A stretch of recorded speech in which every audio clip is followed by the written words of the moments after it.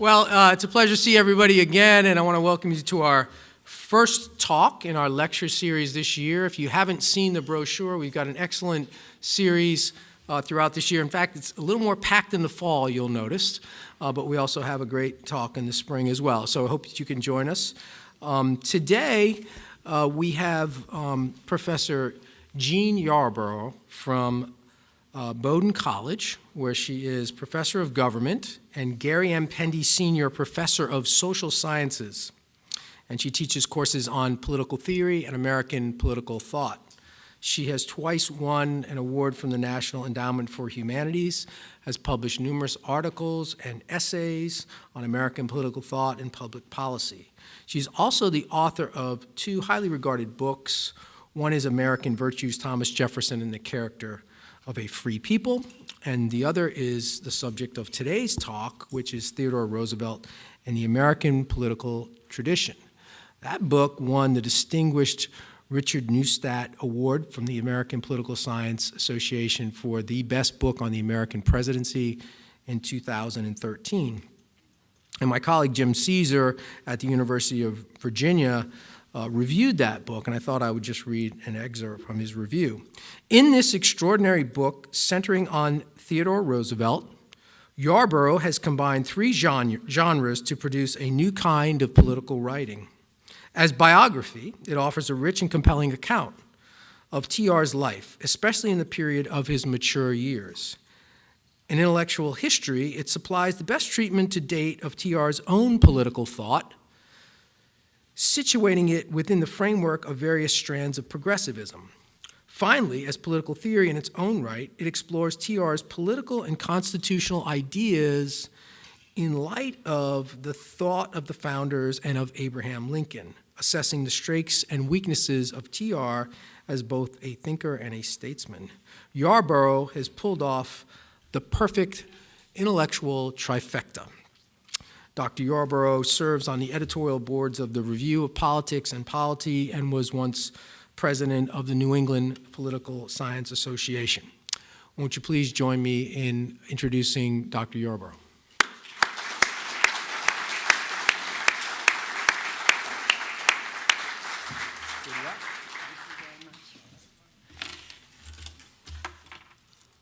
Thank you very much, Dan, for that very nice introduction. Get organized here. It's always a bit of a production. It's really lovely to be here. I must say that I have visited your city, but mostly just to fly in and out of the airport. And this time I had the great good fortune of spending the afternoon with Linda Hobgood, who drove me all around and showed me what a beautiful city it is. And I have to say, although I really love New England, I thought, what am I doing there? It's a beautiful city, and you're very lucky to be here, and I'm very lucky to be here with you today, so thank you. I'd also like to thank the Marshall Center for the Study of Statesmanship, the Jepson School of Leadership Studies, and Professors Dan Polazzolo and Gary McDowell for inviting me, and to Linda Hobgood for her extraordinary, gracious Southern hospitality. Given the interests of the sponsoring groups, that is their emphasis upon leadership, I thought I would focus on Roosevelt's distinctive leadership. How was it formed? What are its distinctive characteristics? And I will leave to you to consider what its implications are for us today, and that may be something you want to follow up on in the question period. In a speech to college graduates before the Liberal Club of Buffalo, and keep in mind that the Liberal Club of Buffalo meant something very different in 1895 than we might think it means today. But before this group of young college graduates, TR advised his audience, "Read the Federalist. It is one of the greatest. I hardly know whether it would not be right to say that it is, on the whole, the greatest book dealing with applied politics there has ever been." pretty strong praise, and in my view, excellent advice. One could only wish that TR himself had heeded it, especially during his years as president and in his tumultuous bull moose decade. One of the major themes of my book, in fact, is to look at the ways in which Roosevelt tried to assimilate his thought to the nationalist founders he very much admired, and then to try to show in his speeches the ways in which he significantly departed from the men whose views he admired.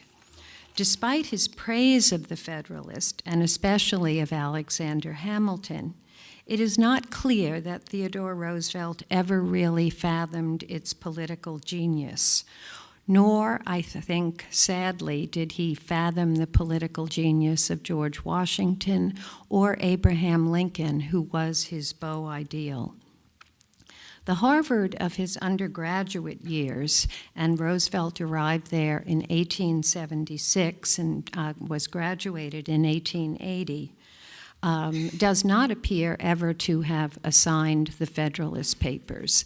And here I'd like to say something that I found really interesting when I was writing my book, and that is that when you look at biographies of Theodore Roosevelt, what you see is that people will tell you he took this course, he got a grade of 89. It was the highest grade. That in itself is sort of interesting given grade inflation, but he got a grade of 89.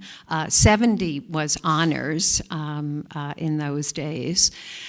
But they don't really tell you anything about what he learned in the course. And so what I did in the early years of my research on this book was to go down to the Widener Library and use the facilities at the Harvard Club in New York, where they have all of the old catalogs. And I read all of the old catalogs to see what the admissions criteria were, the kinds of essays that they asked the young men who were applying to Harvard to complete.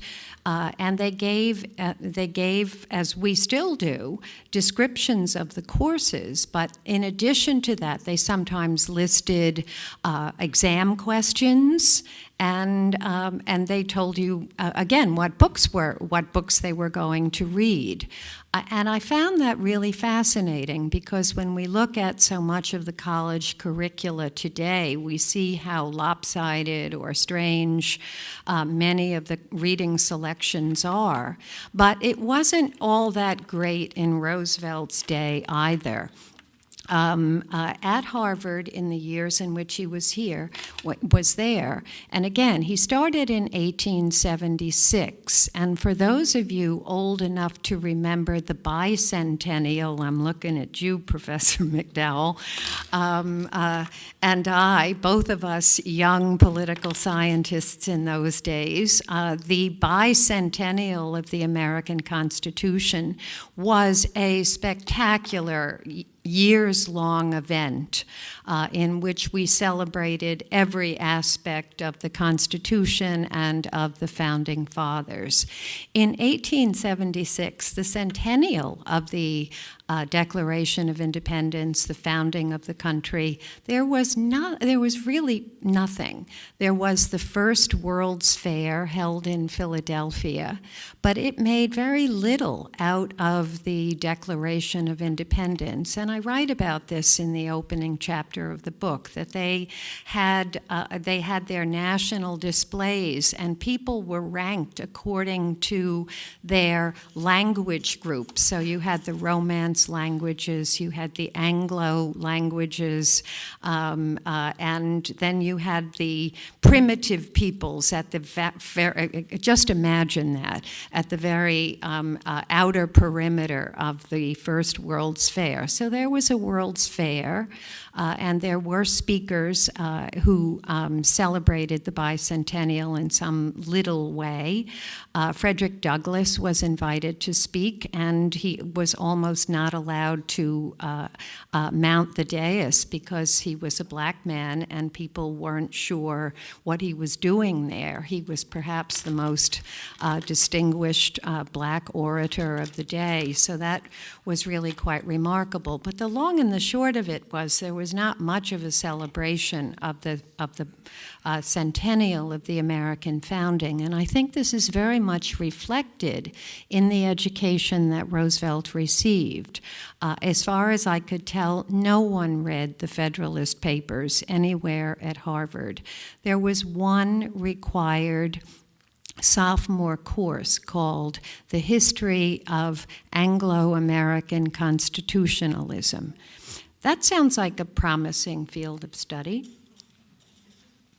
And if I were to ask you, where do you think this would start? Would you think, I mean, when I ask my students this, or I've asked other people that, they say, well, Magna Carta seems like a good place to begin. Would that seem to make sense to you? Would you be surprised then to hear that this particular work, which was prepared for the schoolboys of England and America, actually started with pre-Socratic Greece, and it traced the development of the Aryan race, and in particular, that branch of the Aryan race that the author was interested in was the Teutonic branch, which is to say the Scandinavians, the Dutch, and the Germans. And it made much out of the importance of these different ethnic, or in those days they called them racial groupings.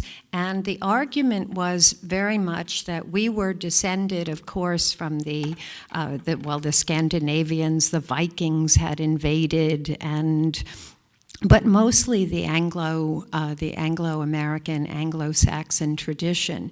And we had somehow brought this germ of liberty over to the United States. So there was no sense that the American founding was something that was deliberate, that, as Federalist number 1 says, that it has frequently been remarked that it has been left to the people of America to determine the question of whether free governments can be established on the basis of reflection and choice, or whether they are forever destined to depend upon accident and force.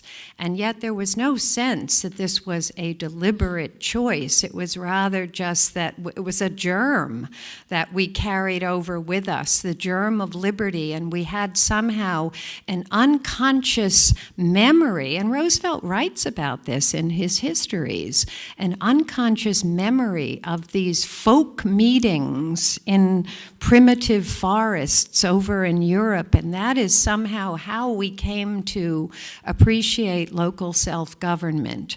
So this is really a kind of bizarre curriculum, if it's designed to instill in our future president the principles of the United States of America, its Constitution, and what it stands for. You have this kind of gauzy picture of a bunch of savages in primitive times somewhere, meeting in these folk meetings somewhere. The course moved on from there to an American legal historian. He had published previous books on insurance law, a fascinating topic, and I'm sure he could shed a lot of light on post-Civil War constitutionalism, but he didn't. Instead, he clung to, and I say clung advisedly, but he clung to the view that the heart and soul of American republicanism was somehow in the United States Senate. He had very little to say about the presidency of Abraham Lincoln. And so this was the full extent of our future president's undergraduate education when it came to the principles of this country and to the men he would claim to be so indebted to later on. And I find that really interesting. Roosevelt, there were no majors in those days, but Roosevelt concentrated in the natural sciences, and so he picked up a hefty dose of Darwinism, and he engaged in the great debate over whether Darwinism or Lamarckianism, the transmission of acquired characteristics, was the means by which the evolutionary process was conducted. So these are, and one of the things that one sees when one reads Roosevelt's early histories is that there's a great deal of social Darwinism, struggle of the survival of the fittest, the struggle for survival.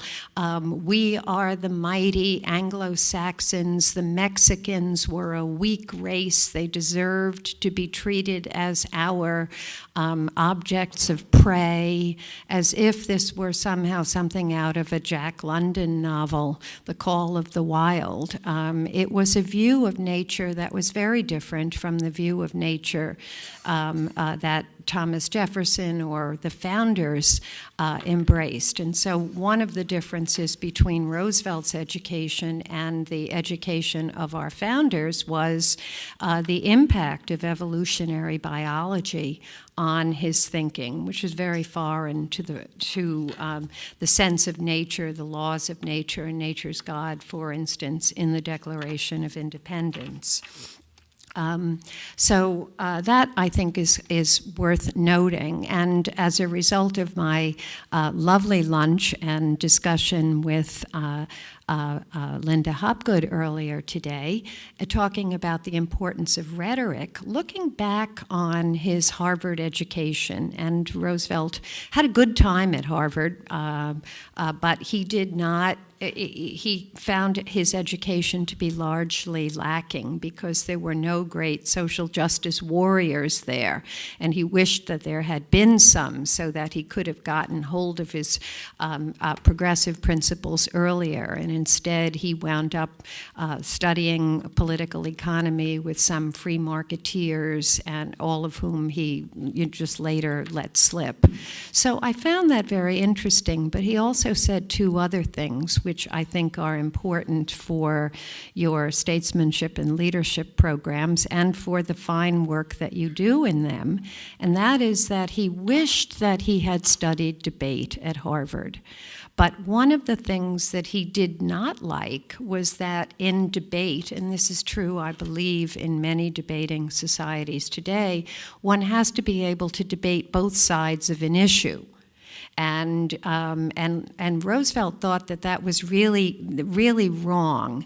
What you should be trained to do in debate is to make the best possible case for the argument that you believe in, not treat it as some value-free proposition where you could in good sophistical fashion argue either pro or con a particular position. So he didn't like the way debate was taught at Harvard.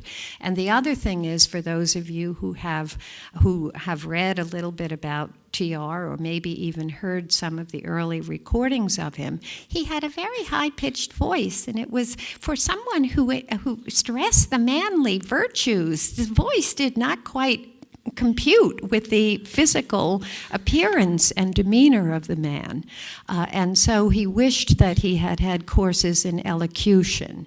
And I think that it's an important thing to realize with leaders and statesmen, that it helps very much whether you have a pleasant or a compelling speaking manner. And Roosevelt came to see that, and he came to see it very late. So that was the extent of his education at Harvard. Right after that, in the fashion of the day, he got married immediately, and I suspect that some of you are familiar with that ancient tradition, and headed off back to New York to Columbia University Law School at Columbia, where he did not graduate. He was a dropout because he became interested in ward politics, something that horrified his distinguished and genteel family. It was one thing if you were, as Franklin Roosevelt was, going to run for mayor of Hyde Park, but to be a ward politician in New York was just not what our sort of people did, and that was what he was told.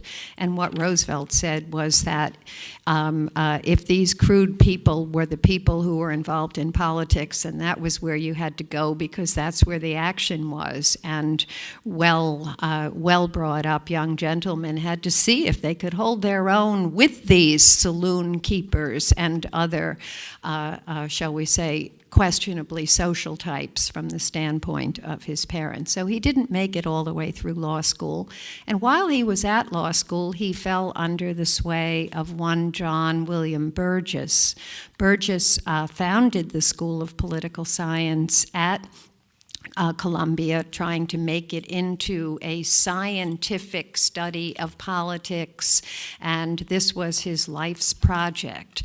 The other interesting thing, however, for my purposes, and I hope yours, about William Burgess was John William Burgess, I'm sorry. The one interesting thing about him was that he had fought in the Civil War, and then afterward he was in Germany just as the country was being unified after the Franco-Prussian War, and the Prussian soldiers marched into Berlin, and he was there, and he thought, the Germans, they've got this right, they've unified their country, because he's looking at post-Civil War America, and he comes away a great Germanophile, and he wants his life's project in the Columbia Law School and in the Department of Political Science was somehow to engraft the principles of German state theory onto the American Constitution, so that what he wanted was not the Constitution that we had, a Constitution that was based on the importance of individual rights, and especially the protection of certain natural rights that individuals are said to possess by virtue of simply being human beings. This is, of course, the argument that Jefferson makes in the Declaration of Independence. And Burgess thought that this view was pernicious. It was wrong, it was pernicious, and the sooner we got rid of the idea that individuals had rights apart from those rights that the state gave them, the better off we would be. Now, Burgess was not himself a full-blown statist, but he denied that human beings have any rights apart from the rights that the state gives them. And he thought this was very important, and I'll just tell you one interesting thing in 1916. Now, 1916, you will know, there's a world war going on, and one Harvard professor writes to Theodore Roosevelt, and he says, I hope you're not going to go anti-German on me. And he says, oh, no, not at all. I have tried so hard to engraft German principles onto our fundamental documents for every Anglo-American idea. I have 12 good German ideas that I would like to engraft onto our political principles, so don't worry about me. So in a way, you can see that when Roosevelt says, read the Federalist, it's the best work of political theory that I've ever seen, you have to ask yourself, what exactly was he thinking when he wrote those words?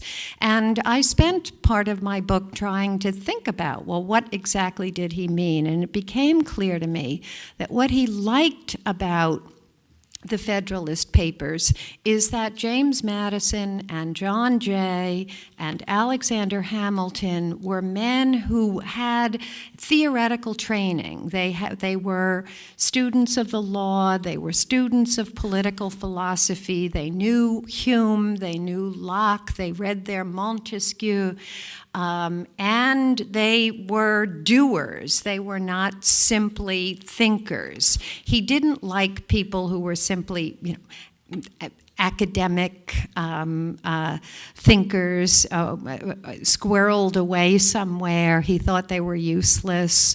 And he didn't like men who were simply practical because he thought that men without a theory could not do the really best first-rate work. So for him, leadership meant putting together theory and practice. The only thing is that he had not really a clue what the theory was that the Federalist was talking about, and when he figured it out, he realized he wasn't for that theory. So when he advised these young men to read the Federalist Papers, what he really meant was you should just read them because the best thinkers and doers are men who put together theory and practice. But the theory and practice that Roosevelt put together was not the theory and practice that the framers put together or that Lincoln embraced, because Lincoln was very much in the model of the American founders, taking a great deal from Thomas Jefferson in his insistence upon the importance of natural rights in the Declaration of Independence, and from Alexander Hamilton in his more vigorous economic nationalism. In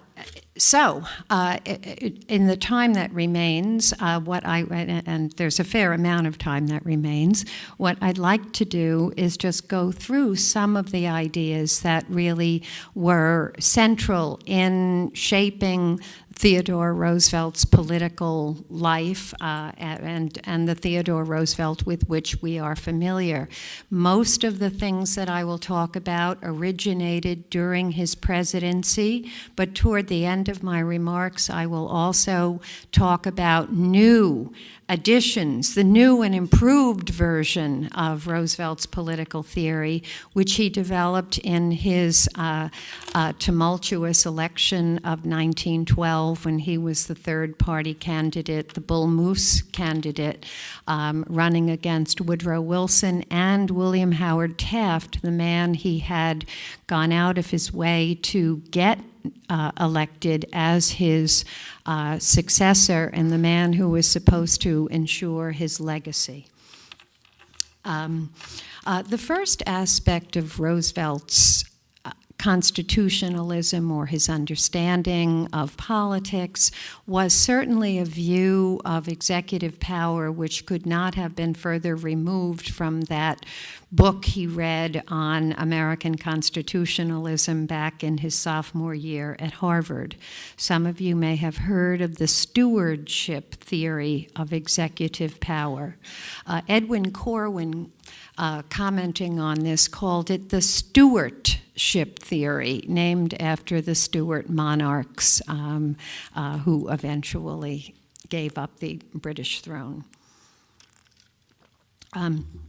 So the stewardship theory, adopting the biblical idea that we are stewards of this earth, Roosevelt insisted that former presidents had not done enough, and he thought that this was especially true of William Howard Taft. And in his autobiography, he distinguishes between two types of presidential leadership.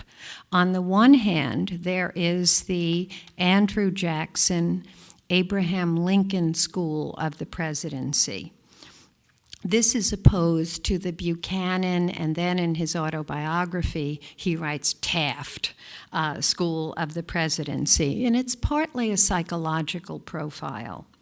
On the one hand, you have vigorous men of strong character. Guess which side that is?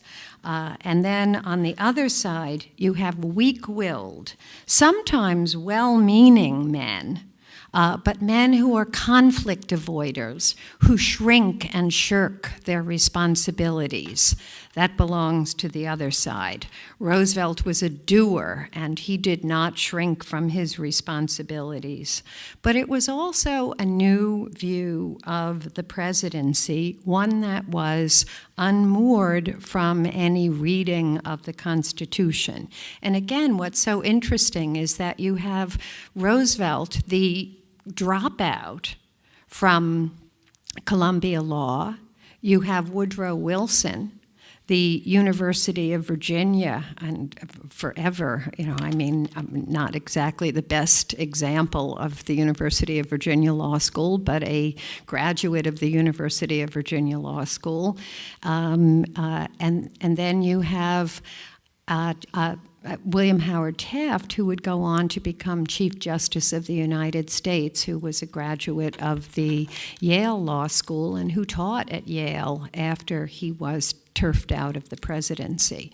So there are interesting legal dimensions to all of this, but one of the things that I found is that really Theodore Roosevelt did not spend a lot of time worrying about whether he had the constitutional power to do something.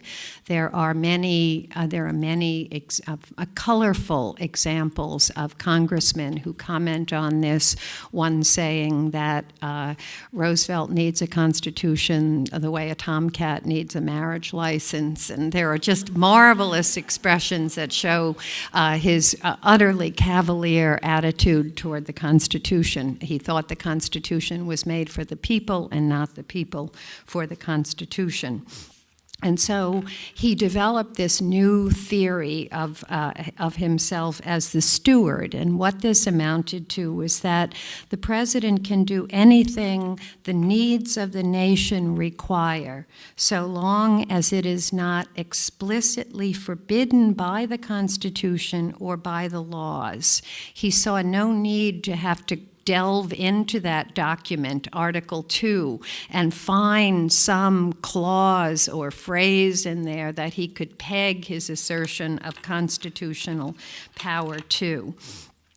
What he did, rather, was try to appeal directly to the people. When he met with opposition in Congress, he thought that he could go over the heads of Congress and mobilize public opinion.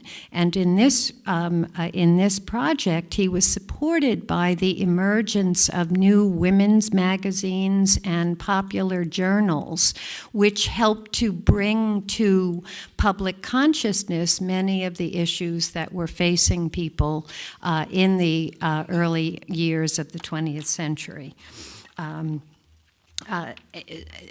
So one of my arguments in my book is that Theodore Roosevelt really did initiate what we today call the rhetorical presidency.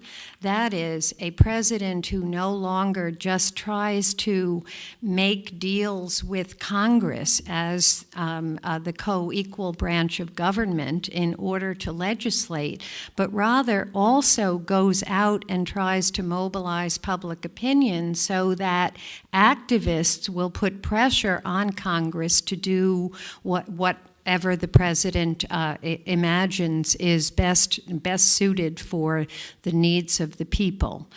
So the mobilization of public opinion, the emergence of what today we political scientists talk of as the rhetorical presidency, a president who has, and you can certainly see the immediate implications of this, because what is tweeting, if not an attempt to go around the heads of Congress?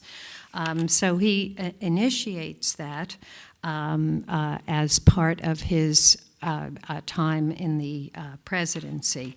He was also, in contrast to the Federalist Papers, very critical of the separation of powers. And that, for those of you who will cast your minds back, it's Federalist 51 principally. And one of the things that Madison writes in Federalist 51 and in Federalist 37 and elsewhere in the Federalist is that because you have to put together different majorities, different coalitions, the House of Representatives and the Senate and the presidency, in order to enact legislation, it makes it, we see this, makes it harder to enact legislation. And the object of this originally was to make sure that we remained a limited government. And the separation of powers is profoundly connected with the notion of limited government. Now, when Professor McDowell and I were coming up in school, James McGregor Burns had a book called The Deadlock of Democracy, and that was another way of describing the separation of powers. Did the separation of powers just say you have to slow down, there aren't that many things that the national government should be doing, or was this now an example of gridlock or deadlock, which is increasingly the way that people come to see it, and so they too become more critical of the principle of the separation of powers. And Roosevelt made it his business to try to get around the separation of powers. And he did this in ways that we will recognize. He started, first of all, by trying to make policy not by working through Congress, but by appointing commissions of like-minded, idealistic young men who had come to Washington. He managed to get a whole generation of young, idealistic, well-brought-up, well-bred young men to take politics seriously, whereas previous generations thought that politics really was slumming because of Roosevelt's great effect, the fact that the promise that they might be able really to enact their policies, their platforms, made it very attractive. And so he relied very heavily on these other young, idealistic reformers or progressives who shared his political point of view. And he tried very hard to get policy, build up support for his policies rather than going through Congress. Of course, this enraged Congress. And Congress in those days still had some power. And so they reared up themselves up on their hind legs and they refused to fund some of his commissions. And by the end of his second term, he and Congress were absolutely at loggerheads with each other. They sanctioning his behavior and showing that it showed contempt for Congress, and he in turn saying, "I just don't think anything of what you do, and if I were staying here, I wouldn't even listen to you anyway." And things deteriorated very rapidly toward the end of his second term. The other thing that he did, and this I have to say was his blueprint. He didn't actually succeed in this, but in many ways I think it's fair to say that Roosevelt laid the foundation for what today we would call the administrative state. He did this first by strengthening the regulatory agency that regulated the railroads.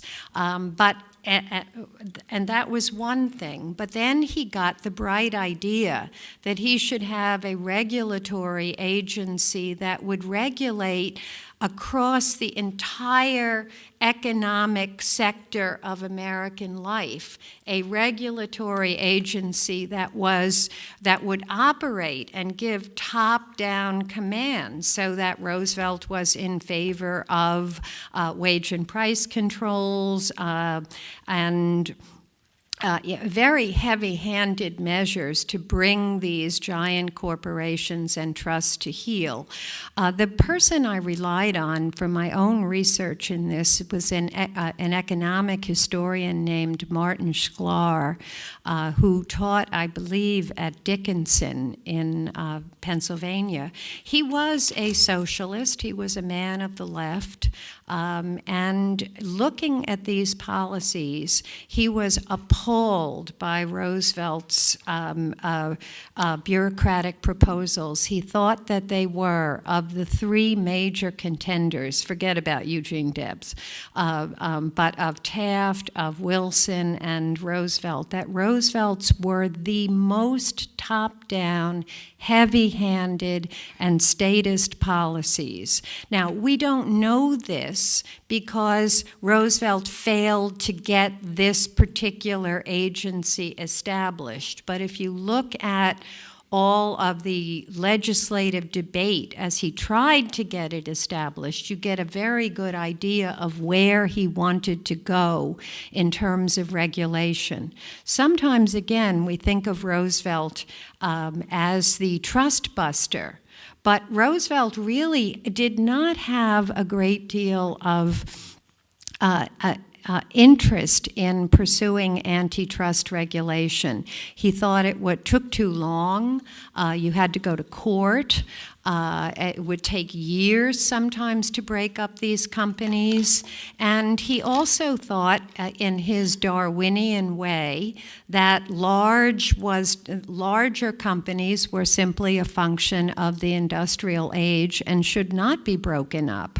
Rather, what they should be was very heavily regulated. And he thought they should be regulated in the same way that the railroads were regulated. Again, he didn't succeed in getting that proposal through Congress, and so we tend to say, oh, well, it was Wilson who established the FTC or other early regulatory agencies. But if you look at Roosevelt's proposals, you see that he was very much out in front on those things. So that was a way of, for him, overcoming the limitations and drawbacks of the separation of powers, because the separation of powers limited presidential power. But if, and we can see this and trace it over the last 100 years, what has happened is that Congress has steadily abdicated its powers, its control of the purse, its oversight powers, except when some magnificent scandal erupts and then suddenly everybody goes into overdrive to exercise legislative oversight. But for the most part, the regulatory agencies are those agencies that are responsible for so much of American life. And the thing about regulatory agencies is that they are not subject to the limitations of the separation of powers.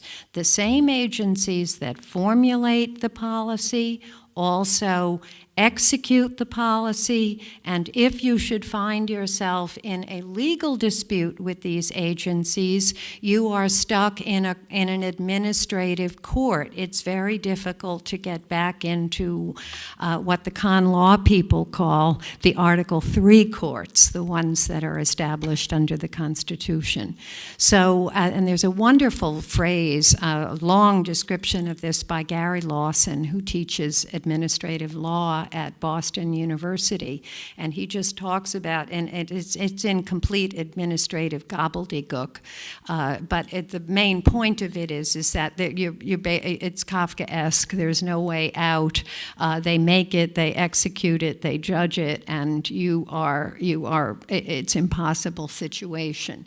So this is very different from the idea of accountability, checks and balances. Again, you have a civil service system in which people are irremovable. It's very difficult, even with someone like Lois Lerner. If you remember back to the scandals with the IRS, it's very difficult to remove people from these civil service protected jobs. That's a very different thing from something like I think it was your representative, Dave Bratt, Didn't he replace Eric Cantor? Was he Richmond? Yeah, so you all know this. If you don't like what your representative is doing, or maybe you're unhappy about it, I'm not here to judge that, but you can remove your elected representatives. You cannot remove these people. You don't even know who they are. And that is a point I think that Lindsey Graham was making last week before his latest legislative effort to repeal and replace Obamacare went down in flames. And he said, if you don't like your health care, do you know who you go to? Whereas, do you know who your representative is? Still, too many people don't even know that, but nobody knows who in the bowels of the bureaucracy is responsible for these various policies. So it's the unaccountability. And this brings me then to another difference between the political thought of the Federalist and Theodore Roosevelt, and that is that the Federalist Papers relies on enlightened self-interest, and it says, Hamilton writes in Federalist 72, the best way to get a man to do his duty is to make it in his interest to do his duty. And what Roosevelt is talking about is how we all have to move beyond the mere selfish stage of human development, and we have to become disinterested. And so he goes to the Chamber of Commerce and says, you have to rise above the low, sordid economic interests that you stand for and act with disinterestedness in supporting my policies. They didn't. But this was, I mean, when I teach progressivism, I always like to point out Barbara Streisand, who talked about some guy being more highly evolved than some other guy. But this idea that it's not just that we evolve and we lose our appendixes over, many, many eons, but that we also evolve in our moral philosophy, in our views, and what Theodore Roosevelt hoped for and really relied on is that we could have disinterested, idealistic people, as opposed to those selfish, interested, local congressmen. You would now have disinterested administrators who would finally do the public business. So these are some of, and then one more thing, I'm sorry to have forgotten this. He attacked, even while he was President of the United States, he attacked the courts, especially in his second term. As an early reformer, he regarded the courts as a bulwark of for the protection of individual rights. But in his second term as president, he called for a new kind of judge, one that would really remove the distinction between judging and legislating, or between judging the law and ruling at one's own pleasure, in the words that Hamilton used. And he said that we needed to have men with a 20th century economic and social philosophy, not men who cling, and that's my citing President Obama, that's my addition, to a long outgrown philosophy, itself the product of primitive economic conditions. So this is in 1908. As a parting shot, when he left the White House, he published 2 pamphlets in the month that he left the White House in March of 1909. One was called Where We Can Work with the Socialists and Where We Can't Work with the Socialists. And he made it very clear that by socialists he meant the communists, and he rejected their insistence upon the violent overthrow of the government. He was against the abolition of private property, and he was against any effort to stoke class warfare. But all of as long as you could get these things peacefully without class warfare, he was all in favor favor of it. And in fact, I argue in my book that one of the reasons why the conservation movement, many parts of which in Roosevelt's political thought are good, but Roosevelt saw the conservation movement as a way of moving the country, as he wrote in his autobiography, toward a different understanding of the relationship of the individual to the state and the relationship of private property to the government. You know, if we are thinking about natural resources, the conservation of natural resources, and this I also found fascinating, he assimilates to that human resources. So if you ever wonder where that term human resources come from, it comes first from Theodore Roosevelt, who saw it as an extension of the conservation movement. And he saw the conservation movement as the great moral issue of the day, as environmentalism has certainly become for so many today. But he saw this as a much better way of getting the country to move in a direction more akin to the social democracies of Europe than stay with the outmoded, primitive political and economic and legal system that we had. After he left the presidency, Roosevelt became what Alexander Hamilton in Federalist 72 referred to as one of those discontented ghosts, those discontented ghosts of presidencies past who haunt the national stage wishing they could get back into power. And it was one of the reasons that Hamilton offered for why you should have the continual re-eligibility of the presidency.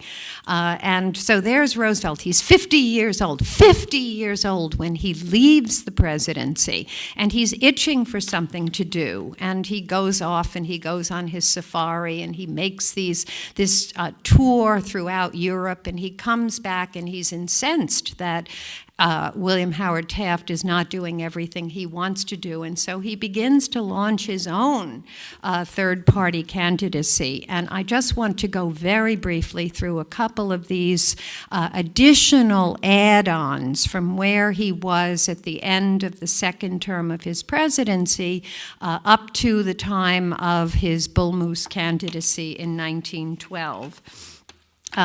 And principally, some of you may know the argument of the New Nationalism speech, which he delivered in August of 1910 in Osawatomie.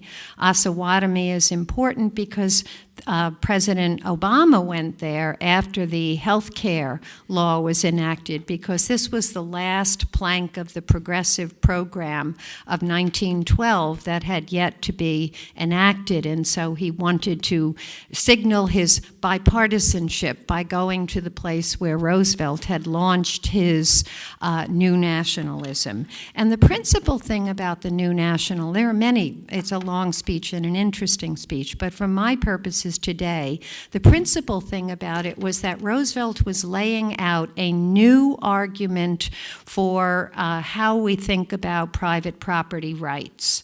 And what he said is that it is no longer enough that private property be acquired honestly. Sometimes you can just have too much, even if it is acquired honestly. And so he said the new test for the legitimacy of private property rights should be whether your property provides a benefit to the nation or a service to the nation. And if you had more than you needed, and he said some people have more than they have earned, and others don't have all that they have earned. And it would be his job and the job of like-minded men in his administration to sort this all out so that everyone got what they truly deserved. Needless to say, he had no fear of majority faction. Again, if you go back to the 10th Federalist, majority faction was the great fear, and it was of the framers of the Constitution, and one of the reasons they embraced a more energetic national government for Roosevelt, the problem was not the threat from a majority tyranny, but the threat from a minority tyranny. Needless to say, the warning that opened the Federalist Papers in Federalist I, warning of the demagogue, also disappeared from Roosevelt's political lexicon. The Federalist opens and ends with warnings against the demagogue, and now and in 1896, when he was blasting William Jennings Bryan and his Cross of Gold speech, he talked about the menace of the demagogue. But the demagogue now in 1910, 1911, 1912 utterly disappears from Roosevelt's radar. So what Roosevelt does in his post-presidential years is to develop what I call a pincer movement, which attacks the Constitution from two angles. One is to continue to defend the administrative state. And again, keeping in mind these are more in prospect than they are actual institutions. But this is what he thinks is a good idea and the right direction for the country to move in. So you have the administrative state, which will be unaccountable but peopled by, staffed by men of disinterested motives who will use their scientific expertise to make decisions that are in the common good, rather than these local selfish interests that so dominate the halls of Congress. So that's one side of it. And then the other side of it is his support for direct democratic reforms. And these were enacted on a state-by-state basis. They are the initiative, the referendum, and the recall. The South was the least taken with these reforms, and I can't say that I know what, if any, of these you've adopted in Virginia. But in Maine, we do have the initiative, and we have the referendum, and these have been used in recent years for progressive purposes, exactly as Roosevelt hoped that they would be. What direct democracy does, again, to go back to the Federalist, is the Federalist says, elect representatives, and then they will have a space apart from their constituents where they can deliberate. And what direct democracy does is to just collapse that space so that there's no space for deliberation. If you've ever signed a petition to get something on the ballot as a citizen's initiative in whatever your home state is, I suspect in most cases that's Virginia, then you know that when you don't like what your legislature is doing, you can put a citizen's initiative on the ballot. And so the brilliant citizens of Maine raised the income tax, imposed a 3% surcharge on everyone making over $200,000 in the state of Maine, and then they asked themselves why they can't get doctors to come to Maine Medical Center, or why their legal profession is fleeing, or why their dentists and orthodontists are going away. When you can go to New Hampshire, which is just a few miles down the road.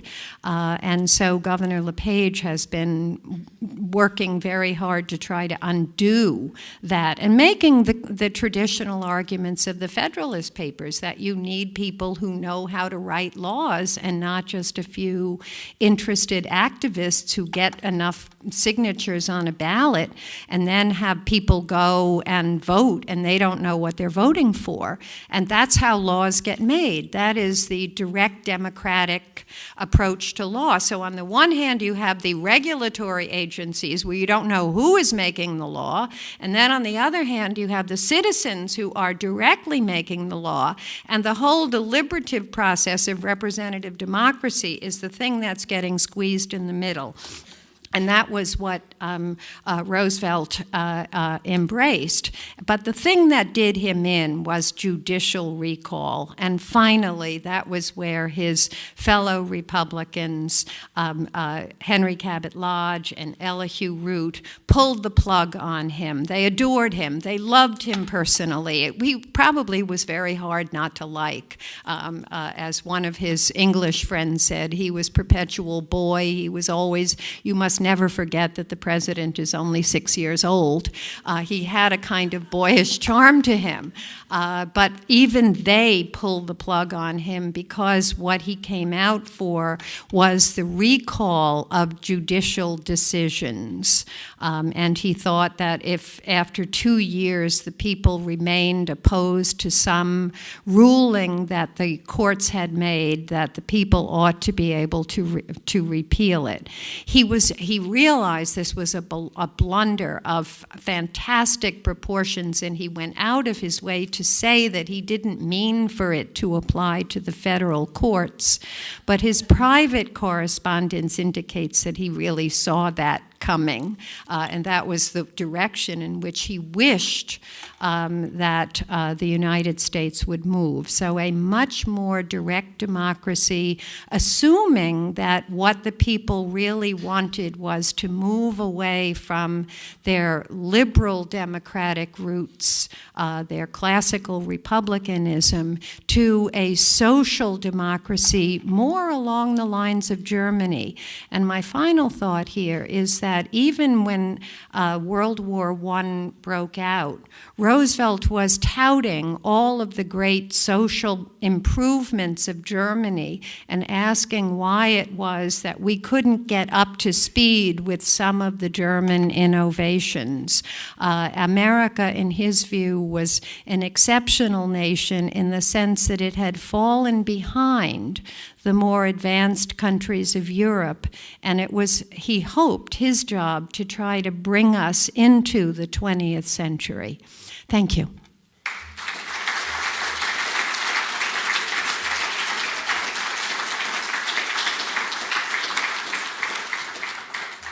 I would be happy to take questions. Yes.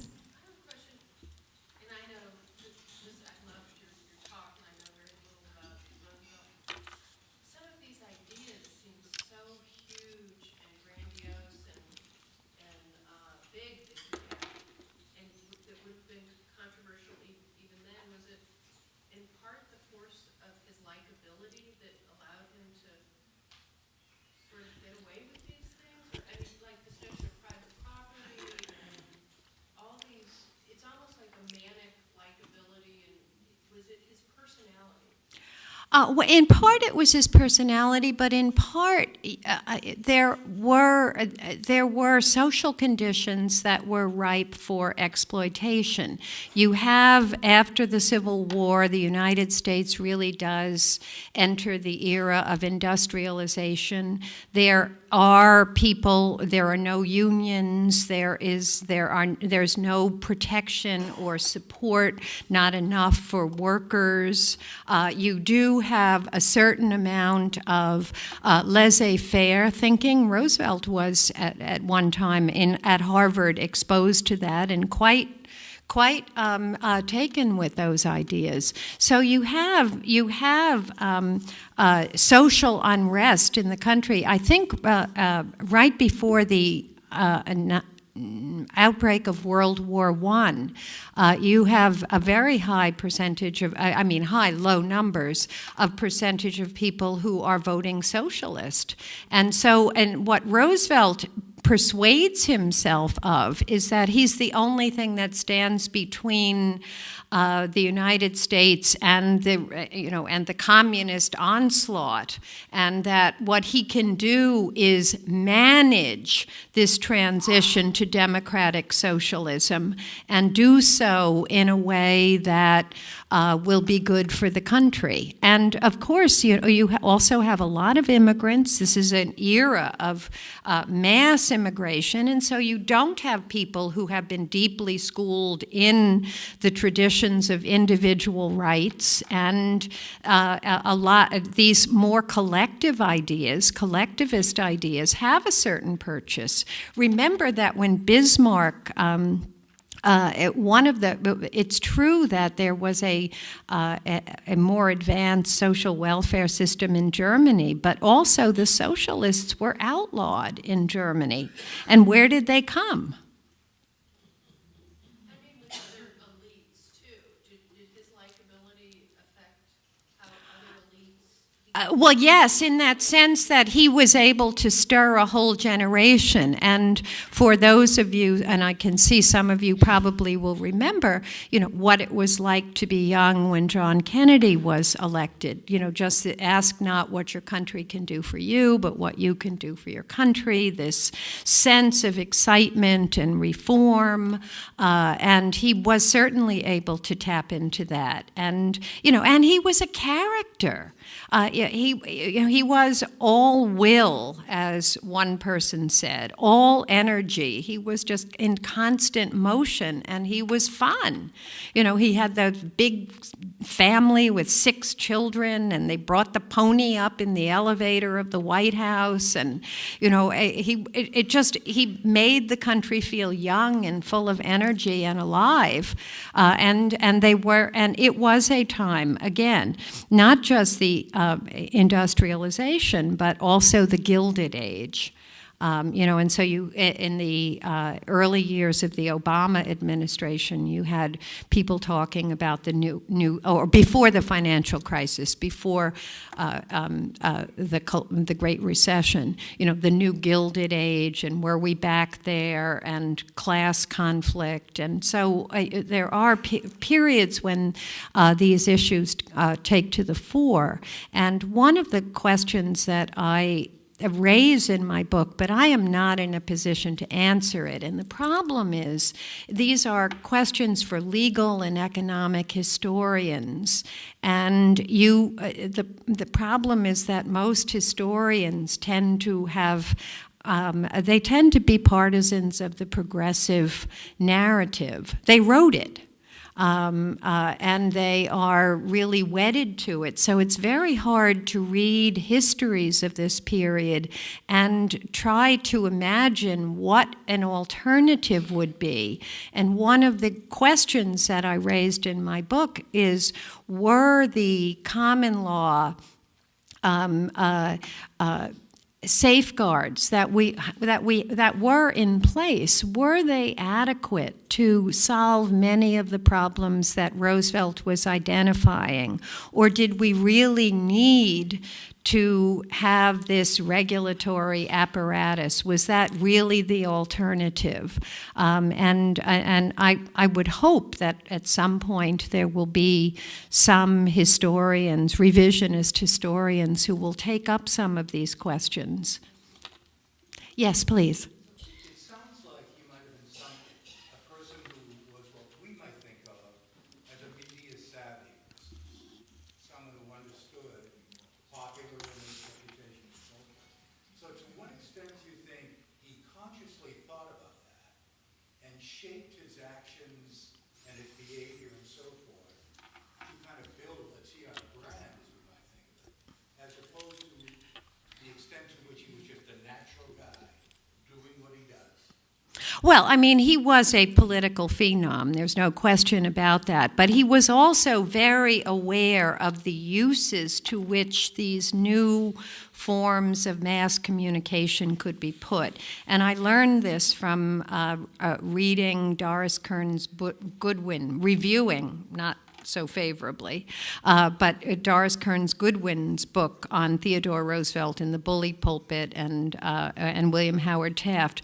But one of the things that Roosevelt did was move the press corps right into the White House, so that he could better manage what kind, and you show yourself that you are working with these people. And again, the press was itself of a progressive, reforming mind, and he gave them these opportunities. I think Taft kind of pushed them back out again and had more distance between them and the press. And Goodwin criticizes him for that. But he had a sense of, how you protect the presidency and you don't have these people around. And Roosevelt certainly knew how to exploit them. He also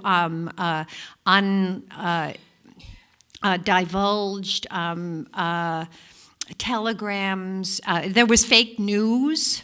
Right in the middle of the hearings on railroad legislation, he let out some fake news that simply wasn't true, but it reflected very badly on John D. Rockefeller, and it helped build support for regulatory reform in Congress. So so both things are true. Yes, in the back, please. Hi there. Hi. I was wondering to what extent, or I guess what role do you think that Theodore Roosevelt's demagoguery gave rise to political figures such as Huey Long later down the line, before he was governor of Virginia, and I guess more of this populist movement, maybe you'd say, for more of a left-leaning or progressive agenda in American politics? That's a good question, and this is always where I fall back on. I'm a political theorist. I'm not an historian. I don't know all the ins and outs of American politics. But I would say this as a political theorist. I'll give you what I do know.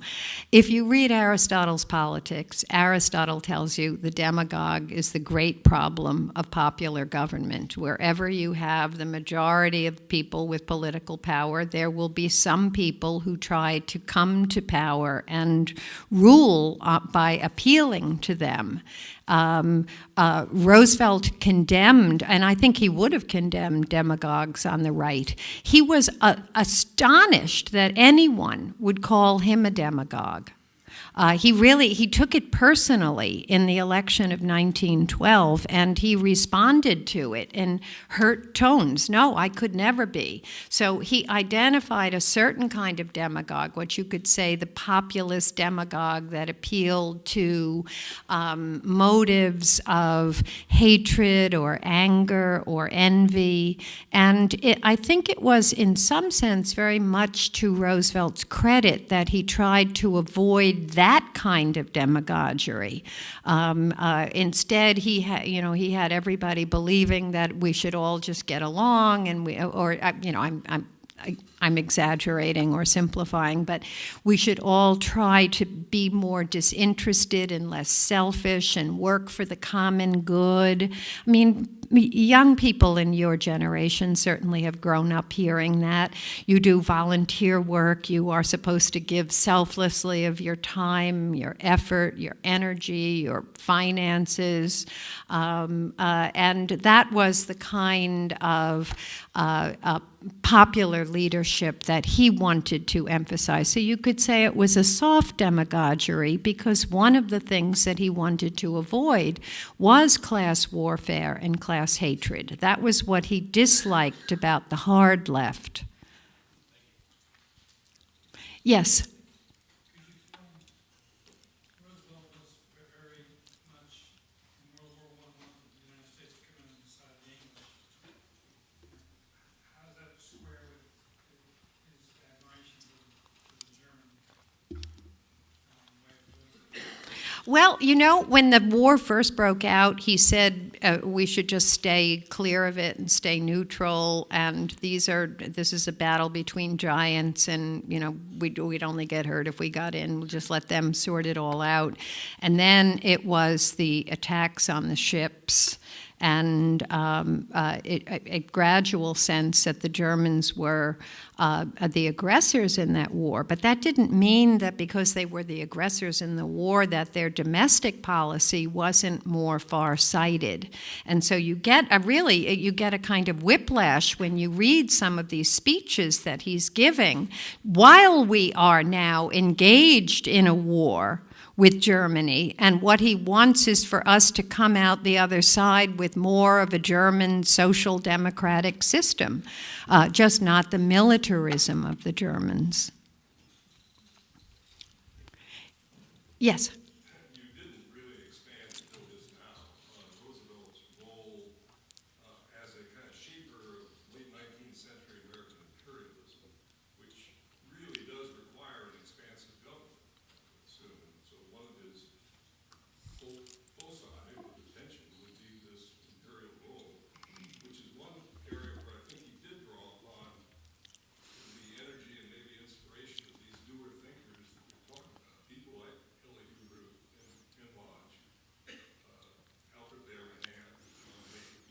Mm-hmm. I don't know where, if there's a question here, except that I'm giving you the opportunity to talk a little bit about your role in foreign policy. And I'm giving you the opportunity to read my book. I actually do talk about the ways in which Roosevelt's foreign policy is more compatible with the views of the framers, and especially views of George Washington and Alexander Hamilton in foreign policy.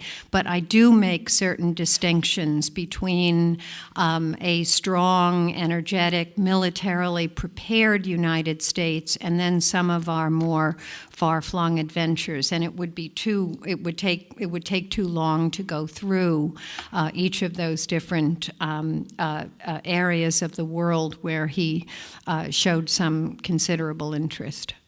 So, but it's in my book. It is, I promise. Okay. All right. Well, thank you very much. I enjoyed it, and thank you for having me in your state.